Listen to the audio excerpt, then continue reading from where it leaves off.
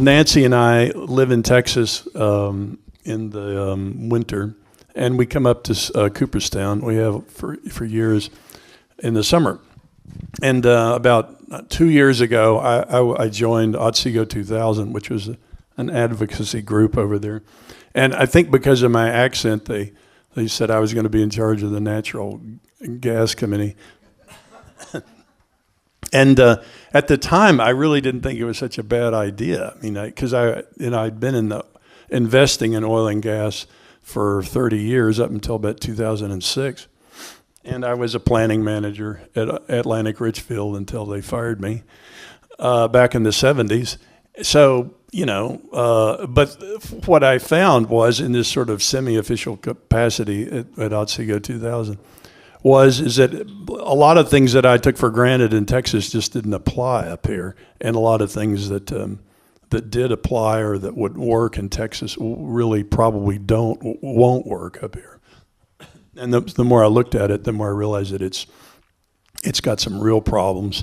And I think Aaron hit the nail on the head, and that Julie Huntsman over in the town of Otsego and Kelly Brannigan, who you're going to hear from in a minute, in Middlefield, figured out that the probably the most effective way to deal with this, since the EPA has been fracked out of the Clean Air and Water Act and the DEC is kind of, comatose, is that you really need to take control of this at the local level. And I mean that, and I know this is the 8th forum, but frankly, I hope it's the last one, because I think you need to get out there and get those petitions signed and get those New Berlin and in Norwich and whatnot. You need to get these ordinances enacted, and you need to do it pronto. And if you don't believe me now, just wait. I'm not going to go into how fracks happen to good people, but I found it just recently. There's something on mybrainshark.com there at the bottom called "Fracking the Food Chain." It's really a very good slide show put together by the Applegates that basically explain how horizontal hydrofracking of shale is done. And, the industry has slideshows on this too, and they go into the technicalities of it. And the Applegates do go through the technicalities, but they also address the problems that the industry either ignores in their presentations or they just gloss over.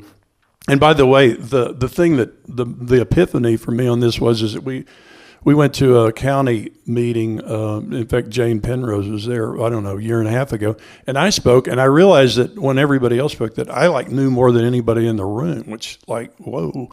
And it's because, it's the one-eyed man in the line of the blind. They didn't know anything about this technology, and I knew just enough to invest in it. Lou Alstead over there knows a good bit about it. And that's really when I got active, is because I realized that if it was as little as I know, it was more than most of the people around here. And of course, the industry knows everything that I'm going to tell you. They just won't tell you. This stuff, people tell you this has been done for 80 years and 100,000 wells. Well, actually, they were still trying to figure this out back in '69, the Atomic Energy Commission. And I think it was ERDA, Energy Research and Development Administration. In Rulis, Colorado, they tried to frack the Manco Shale with, I think it was either 27 or 32 megaton bomb. And of course, the frack worked, but the gas was too hot. And this is sort of emblematic of the mentality, is that the people that do this are thinking in terms of the geology and in the technology, and they're not thinking about the consequences. There haven't really been any consequences to think about in some of these environments. They're kind of xeric. And this is really, this is emblematic of it. it didn't even dawn on them that after they vitrified the shale, that the gas was going to be radioactive. So now the DOE, as a successor to ERDA, is going to have to babysit that well for the next 20, 30,000 years. And so in the 80s, Halliburton, among others, developed horizontal hydrofracking. The first one that I was aware of in business was when they fracked the Austin Chalk, which was an oil formation. And then George Mitchell, Georgios Mikolos from Galveston, Texas, fracked a gas well up in about 81, probably in the Barnett. So the technology is fairly recent anywhere, including Texas. The problem is, and again, symptomatic of that atomic bomb. It's just happened. That's mainly the difference, of course, is the amount of fluids that are involved. I guess that's the fundamental difference between that and a conventional vertical frac. And also because of the frac technology has evolved. It used to be just water. In fact, Lou Allstat remembers back in West Texas when it was nothing but water. And I don't know. But for some reason they continue to dope the fracking fluid with more exotic chemicals until now they won't even tell you what's in the chemicals. I don't know whether Texas just passed the first state law to require that, or I don't know whether the bill passed or not. It's pretty far along, which is kind of ironic because that's when most of that stuff is mixed, is, like what's in it. And it's funny, you go to these, or you hear these industries, like they say hydrochloric acid. Well, that's what's in your stomach. But, of course, when it comes up, that's acid reflux, and then you kiss your esophagus goodbye. Evidently, the Marcellus is particularly rich in radium-226. The DEC tests indicate that the frac flowback had pretty high concentrations of 226. The New York Times study in the New York, in the Pennsylvania outflow indicated that it's there in the processed sludge. The one that intrigues me is radon. Radon, the molecular weight of radon is very similar to propane. So the problem is when you separate the liquids out of the raw gas, the propane, the butane, the ethane, the radon will piggyback onto the propane. So you're trying to strip the propane out in the field, and that if you don't know what you're doing, the radon will go along with it because it's similar enough. When the centrifuge, it comes with it. The problem with that is that then now you've got radon, and you also have ethane. And you're just like, what are you going to do with it? And guess what? They're going to open the valve. So if you go by a gas processing plant, of which there would be thousands, like one every half mile or something, and I'm not exaggerating, just don't breathe. You'll be okay. And the other thing, this is something that Nancy and I, we live on the edge of the on the Barnett. Well, hell, we live in the middle of the Marcellus. And this is something that I don't know if we take this for granted, but the truck traffic involved in cumulatively over a large area is just unbelievable. In fact, it's like, your life with trucks, kind of. And of course the problem is that these guys are running fast because they're getting paid by the load. The drivers may be paid by the hour, but they're basically doing this on a contract basis. So they got to get this stuff, and this includes going to the well to bringing drill pipe to the well. They're going 24/7 when they're drilling. They're in a hurry. They're always in a hurry, and they have to keep something. They got to take something to stay awake other than coffee, so it can get pretty hairy. And of course, you'll hear some horror stories if you heard. In Pennsylvania, the number of truckloads ranges in estimates anywhere from like 600 to like 1,200. That's per lateral, and so in a well pad here would have as many as 8 laterals. So it adds up. And if you live on the route, and of course if you're in the middle of a field, everybody's on the route. So all this stuff goes by your house or your car or whatever, like all the time. Well, I can skip through that. We just photoshopped some trucks. And I got in trouble with this. Somebody I go on these, pro drilling sites, and they said, well, that's not that's Cooperstown, the bridge. And I said, well, yeah, of course it's like not real because, they're earning it. That's not happening yet. And of course, the label on the Mac is backwards too. This is a Frac Tech truck, by the way. And that's only 4 trucks that's on there. Now, we had a friend, or actually not a friend, but a neighbor down at the ranch whose son was on this rig, and he survived. He got burned, but this is some interesting things about this. This is a Deepwater Horizon, / BP blowout in the Gulf, and it blew at about 8,000 psi, meaning it blew at less pressure. The surface casing blew out at less pressure than it would take to frack some of these Marcellus wells. And this is a multi-million-dollar frack job and drilling job. So and of course, guess who? Well, the culprit was Halliburton. Halliburton did the surface casing, cementing on it, and it blew out. Now, and the lesson here, though, is a couple of things. Is that, since 2005, there has been no EPA oversight on any of this. So the only federal oversight was the minerals management that leased the land, leased the mineral rights, and there wasn't anything beyond that. There was a similar blowout, which I referenced down there, the Piper Alpha in the North Sea. It happened, I think, in '76. 167 guys went down when it blew up. And what the Brits figured out is that they should separate the permitting agency from the environmental agency. But at that time, you go and and you get your permit from one source and whatnot. And what the Brits did was they basically bifurcated that, which is the way most states do it. Is you have an environmental agency like the DEC here in New York, and then you've got a separate agency, a minerals agency, that actually issues the permits. And like as we say in Louisiana, that just complicates the payoffs royally if you have to do that. But if you don't do that, then you have this. And Chris, what happened here, is that the technology got ahead of the ability to put out to cap the well. In the case of it was too deep. In the case of a problem, there wasn't any way to address it. So but see, the fact is that this is like a lesson for New York State, because the permitting agency is the same as the environmental agency, and that is, that's like a Texan's dream. It's like one check does all. But that's going to lead to major problems. The only other state I know that does that is the DEP over in Pennsylvania.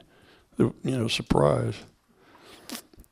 This is, again, there is an article the Duke study was in Scientific America, and the industry will admit to say 25% methane migration. With up to a mile. The Duke study was 1,500. No, it was a kilometer.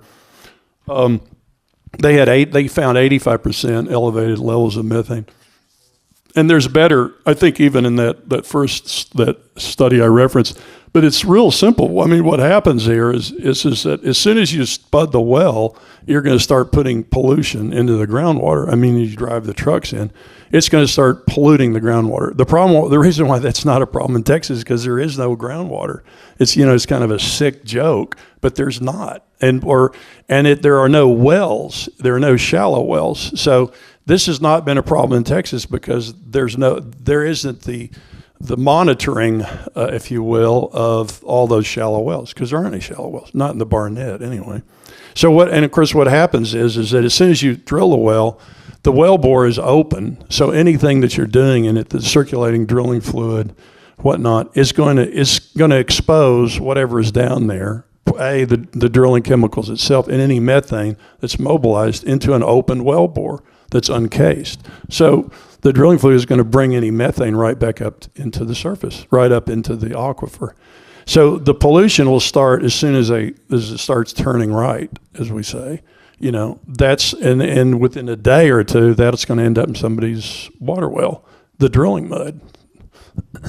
By the way, drilling mud up until about '86 had it's coolant for the drill bit, which is really a grinder. It's not a bit per se. And they used to put, to cool it down, they'd put asbestos in it. So consider yourselves lucky. The other phenomena in Texas and Arkansas is that the disposal wells and possibly the fracks themselves precipitate earthquakes. There's been 2 in the Barnett, like 4.5s or something, and never been an earthquake there, since the Pleistocene or the Triassic or whatever. There's been hundreds, if not thousands, in the Fayetteville Shale in Arkansas. It's even been on, what's that? There was an ABC News. They even did a show on that, and the cameras caught the one of these earthquakes when they're happening. The problem in New York is Texas is seismically inert, at least the Barnett is.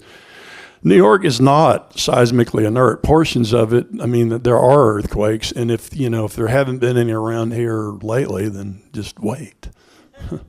because that's going to happen. And that'd be an interesting for Janet Barth, the cumulative effect of 3.5 earthquakes every 45 days for the next 1,000 years.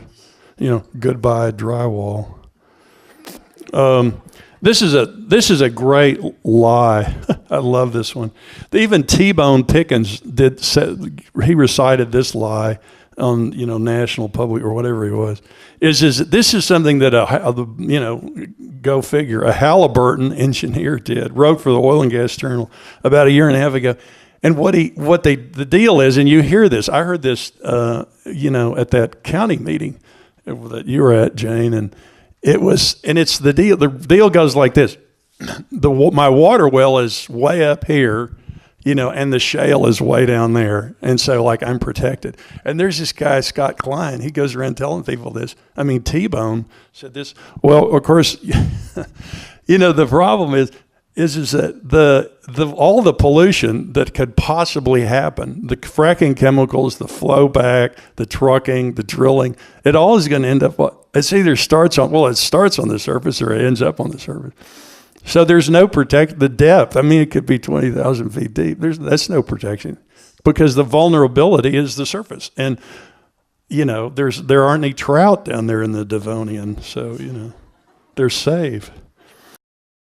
This is the best thing I could find on the internet, but basically the water level in a typical aquifer well in Texas is going to be 1,000 feet down. And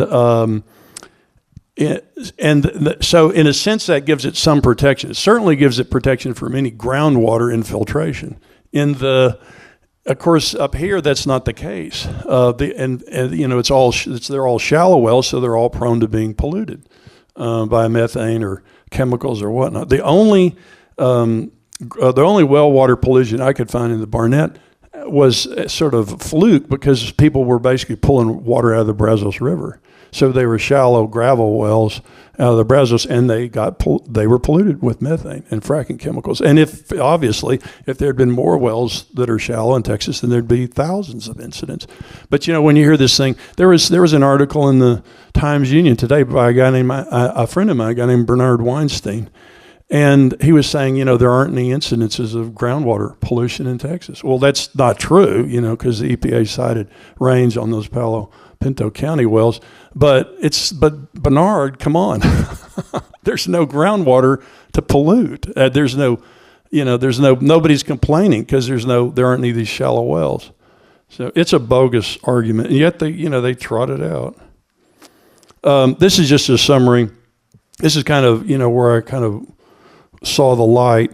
I looked on the DEC test how many disposal wells there are in the state. There's not none. There's 8, and only 4 of them are operative, and none of them will take this stuff. In Texas, you have to take the fracking flow back and stick it back down into a disposal well. If you're in a seismically inert area like Texas, maybe that's not such a bad idea. If you're in Arkansas, maybe that's not such a great idea, because it's evidently those frack waste disposal wells that are greasing faults that are causing earthquakes. So, but the point is that you can't just take this stuff and dump it on the road in Texas. You got to make it disappear from the surface of the earth. We already talked about this. The Environment Agency's got to be totally separate from whoever issues those permits, because I guarantee you, whoever issues those permits is going to get paid off. The story on that Deepwater Horizon well is that they got that permit for the price of 2 Super Bowl tickets. I mean, that came from someone who would know, because that's the kind of stuff I did. I used to own interest in offshore oil rigs and land rigs, but nothing as big as the Deepwater Horizon. But obviously there's a big difference in the topography. And that's part of the problem up here. Particularly the raininess, and of course we talked about the depths of the wells. Lakes in Texas are all owned by municipalities. They're owned by either the water itself or the lake itself is owned by some municipal water authority. So in a sense, they're all as if they are they're the same legal structures if it's the New York City reservoir. So if the town of Fort Worth wanted to let you drill underneath their lake, they might, but it's their water. And if you were going to frack or drill a well, you'd have to go to them because they own the shoreline, the lake that Nancy and I live on. They own the shoreline right up to our house. So it's a jurisdictional thing. And so in New York, the only lakes effectively that have that kind of protection of being where the owner of the water has control of the water source is New York City. And of course, they got a carve out in these proposed regs. New York and Texas are and Pennsylvania, two of the only places on the planet, on the earth that don't tax gas production. I mean, like Libya, 100%, Mexico, 100%, Venezuela, 100%, New York, 0%, Pennsylvania, 0%, Alaska, between 15 and 25%, Texas, 7.5%, and these are states like Texas. These are like the reddest of all the states, and no state income tax or anything. There's a problem with other obvious problem if you don't tax it is you have no money to enforce. The state has no money out of this at all. And the other problem that people don't think of is there's nobody out there looking at the wells. There's nobody out there reading the meters because they're not getting any money out of it. That's not good. And and effectively in Texas, the employment is 100%. I mean, there's 100% of the people employed in the industry are from Texas. Here and in Pennsylvania, it's basically 0 to start. And that would come up a little bit. But I'm telling you something, as long as some guy in, Piedras Negras or Querétaro wants to work at 4 a.m. for, $10 an hour, good luck.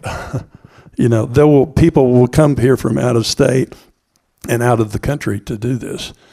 And the only permanent employment of this kind of industry anyway is the pumper, is the guy that go out there and babysits the wells or would babysit a compressor station. So over a longer period of time, it's not a high employment, permanent job type industry. It's a mobile.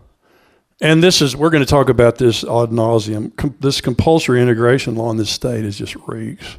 I did a PowerPoint on this for economics. So basically, the way it's set up is most of the money just goes out of the state. And I mean, there's a lot of obvious reasons because the company is owned from, it's a Canadian company or Norway or these wells are owned by limited partnerships. So they're not paying New York State corporate income tax. They're not New York State companies. They're just separate LPs. So they're going to get paid the 3.5% LP tax. All the suppliers, are in Tomball or in Ardmore or whatever. So all the hardware, all that money goes out of the state, and frankly, a lot of the salaries are going to go out of the state. Down to San Luis Potosi or someplace. The SGIS is basically just a rehash of the GEIS, which was gamed, years ago. And the new one, the last two iterations of it indicate it. The first one, it said that you could drill a well 50 feet from a shoreline, because that's what the original GEIS said. And then they, after all kinds of 10,000 whatever hearings, and then they moved that to 150 feet. Great. We'll talk about compulsory. This water withdrawal law, I don't know if it passed today or not, but it also amazes me. In Texas, you can't take out 25,000 gallons or more a day from your own property. And they just did a law, I think they may have passed, where you can take 100,000 gallons a day out of the state lakes for free without a permit here. And what I pointed out, is that any knucklehead from A&M could figure the way the law is written is that you could show up with 10 different trucks, 10 owner-operators, and you could pull 1 million gallons, out for nothing. It's like, wow. It's like a Texan's dream, which probably explains most of this, a lot of it. We'll talk a little bit about, we'll sort of skip over this, but obviously the decline curves of these things are really steep. And the problem that presents for ad valorem tax valuation is that in most townships, each township has got their own tax appraiser. So there's 14 of them in Otsego County. They're not going to understand how to value these wells. They're based on the ad valorem evaluation of the gas produced. But if they don't get it right, in the first 24 months on the tax rolls, then it's like it's gone. in terms of how it would show up on a tax roll. In Texas, the county would have a uniform. I mean, all the towns, the cities would use one appraisal organization. They have their lawyers, they have their geologists. They wouldn't let this happen. Here a lot of these wells are just going to be blips on the tax rolls, if that. I started adding this up, and so the first two I put like, who are the losers, like you, who are the winners, like somebody else, because that's kind of sums it up. It certainly would. I mean, in most towns, that pretty well sums it up. You've heard the horror stories. The motels will make money. The bars will make money. Whoever's selling the best speed in town will make money, etc. From a site specific standpoint, from a township standpoint, when they come and say there's not going to be, there will be a lot of jobs, and over time there would be a lot of job mistakes. But in terms of anybody and anybody that lives in your town, the fact is if you got a job doing this, the first thing that would happen is that you would leave town. Or if not the first thing, the second thing that would happen. The only way that you would stay in town is if you were a pumper, is if you were babysitting some wells. Basically, from a tax standpoint, whether or not this is a winner or a loser on the tax rolls is probably a function of the population density. And like, for instance, if we're out in West Texas, I wouldn't be talking to y'all because we all have oil wells and no villages and whatnot. But the catch here is that if the ad valorem tax from the wells is not greater than the reduction in the real estate property taxes, then it's a net loser. And we're going to quantify that. But so in other words, your house, it's like a guarantee. You saw the trucks. Your house value goes down, your property values goes down. And that offsets that increase, those blips, if they're caught, of the ad valorem tax value on those wells. I'm going to do a whole presentation on this, but it puts it in terms of what the property tax income is. There's other costs, and that's the economists like Janet Barth can quantify those. The DEC is just sort of outgunned on this. Because we see EPA is out, New York got out, and again, I'm reiterating what you have to do. You stop having forums and go out and sign petitions and get these towns to act. And Julie's going to talk about that in detail. Same thing. And if they don't respond, you've got to run for town board. You got to run for county. You've got to take over. There's more of you than there are, penny stocks from Canada or Norwegians. So, some people, they show up and say, well, 5,000 acres are leased and like 13% of you. Well, how many of those leases can vote? I mean, I don't think they can't even vote in Texas. The SGEIS is one of the things that it doesn't do is it basically ignores local land uses. If you went to go get a mining permit, you'd be subject to local zoning laws. The SGEIS, the way it's written, it has setbacks, obviously, like 100 foot from a house, 200 foot from a well, but it's blind to what happens on the surface, to the land use, and we're going to go over that real quick. The other thing, the evil twin of this is New York's compulsory pooling law. We'll talk about that in a minute. I'm going to go. This is something people don't talk much about, but I'm going to talk about why oil fields are unitized. They originally unitized the oil fields. They made people participate in a well because in the olden days everybody would go drill their own well on little bitty pieces of property and would tap a common pool. And that's a fire hazard. It's better. It's not a good thing to do. So what they would do, in other words, you'd have an oil reserve, and this is sort of imprecise language, but the oil wells would drain that common reserve. So you'd end up with like too many oil wells in some places like Burke-Burnett. In like 1914, the old town just blew up because there was just too many derricks too close together.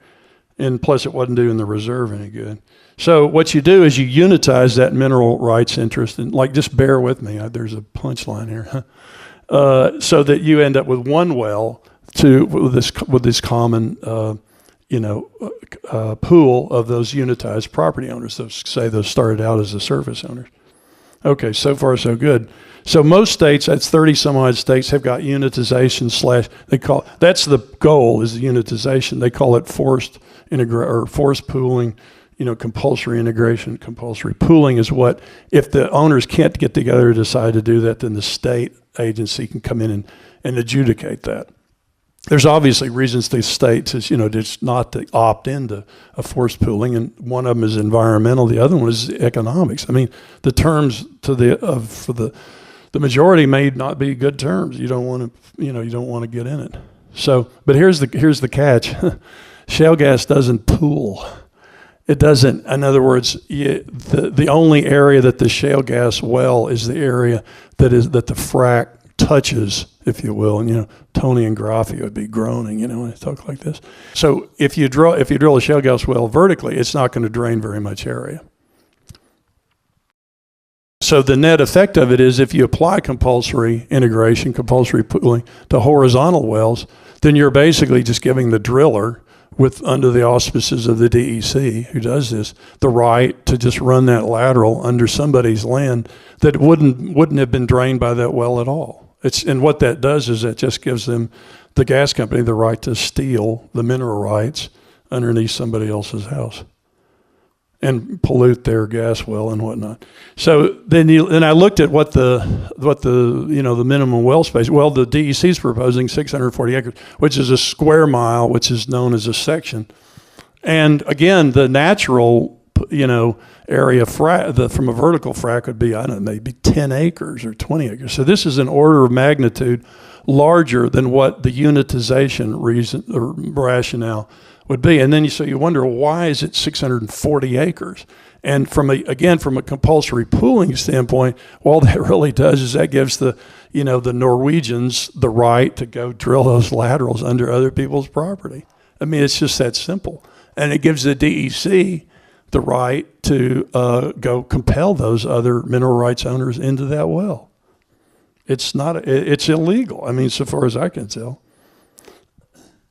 And guess when it was written? It was written the same year that Halliburton fracked the EPA out of the Clean Water Act in 2000. That's New York wrote their obviously this is not coincidental. I mean, they knew what they were doing. They knew what was going to happen. They were going to make it so that 60% of the owners can force the other people into a well, even though there's no geological reason to do it. So you get 384 acres, and the adjacent 256 acres get pushed into the well. And I mean condemned, because it's literally condemning their mineral rights interest into that common ownership of the well. And that, of course, that means that that lateral is going to go all sorts of odd places.